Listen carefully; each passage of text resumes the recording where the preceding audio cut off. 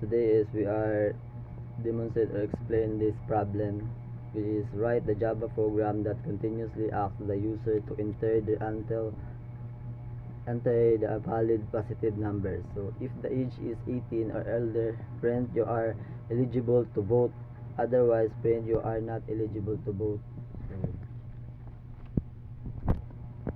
So this is a program. This is a Java program is designed to determine a person voting eligibility to age group based on their input age. Let's break down its functionality. So this is step by step. So step 1, import necessary classes. Import Java. So import Java scanner. Step 2, defining the age checker class.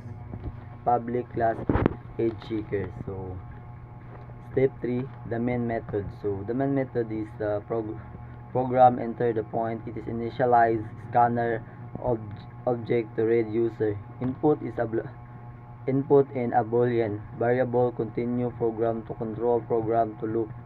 The while loop continue until the user enters something other than yes inside the loop. So the user enters something other than yes inside the loop.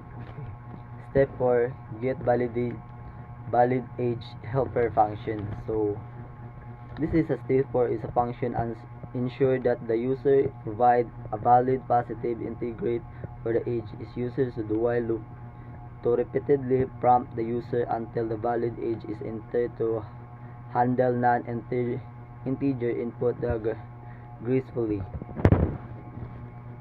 So step 5,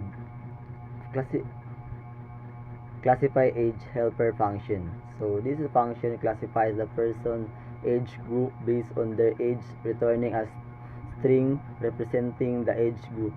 So step 6, program execution. So the last step, the program will compile and runs, prompting the user for their age, determining their voting eligibility in age group, and repeating this process until the user chooses the exit.